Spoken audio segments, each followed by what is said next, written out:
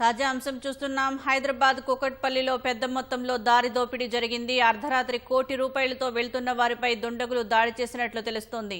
నగదుతో వెళ్తున్న వారి కళ్లలో కారం చల్లి దారి దోపిడీ జరిగినట్లు సమాచారం. దీనికి సంబంధించి మరిన్ని వివరాలు మా ప్రతినిధి శ్రీనివాస్ అడిగి తెలుసుకుందాం.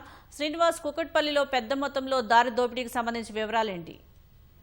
కుకట్పల్లిలో భారీ దోపిడీ చోటు చేసుకుంది. అయితే డబ్బులు దాదాపు కోటి రూపాయలకు పైగా డబ్బులు తీసుకెళ్తున్న ఇద్దరు వ్యక్తులు, అంటే వీరిద్దరు కూడా పాత బస్తీ బహదూర్పురాకు చెందిన వారు.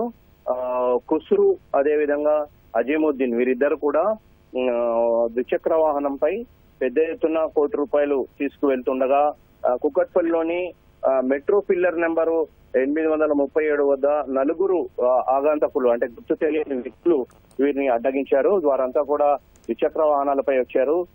వారు ఆ నలుగురు వ్యక్తులు కూడా ఇద్దరిపై కూడా కళ్లల్లో కారం చల్లి నగదుతో వారి వద్ద ఉన్న నగదు బాక్స్ లో ఉన్న కోటి రూపాయలను తీసుకుని పరారయ్యారు. అయితే ఇందుకు సంబంధించి బాధితులు కుకట్పల్లి పోలీసులకు ఫిర్యాదు చేయడంతో 4 ప్రత్యేక బృందాలను ఏర్పాటు చేశారు. నిందితుల గాలింపు కోసం 4 ప్రత్యేక బృందాలు ఏర్పాటు చేశారు. ఇందుకు సంబంధించిన సీసీ కెమెరాల దృశ్యాలను కూడా ప్రస్తుతం పోలీసులు పరిశీలిస్తున్నారు. అసలు ఎక్కడికి తీసుకెళ్తున్నారు, ఈ నగదు బాధితులు ఎక్కడికి తీసుకెళ్తున్నారు, వీరు చెప్పే దాంట్లో ఎంతవరకు వాస్తవాలు ఉన్నాయనే విషయంలో కూడా బాధితులు ఇద్దరిని కూడా పోలీసులు ప్రశ్నిస్తున్నారు.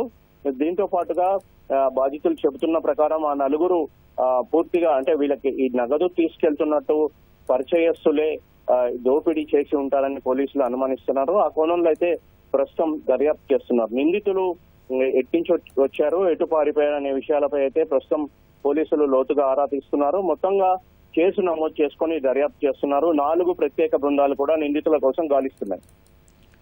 ధన్యవాదాలు శ్రీనివాస్.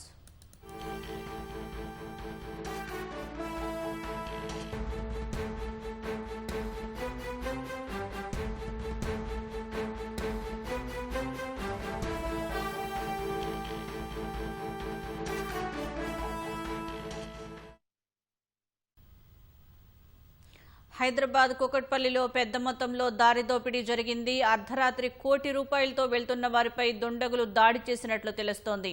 నగదుతో వెళ్తున్న వారిని కళ్లలో కారం చల్లి దారి దోపిడీ జరిగినట్లు సమాచారం.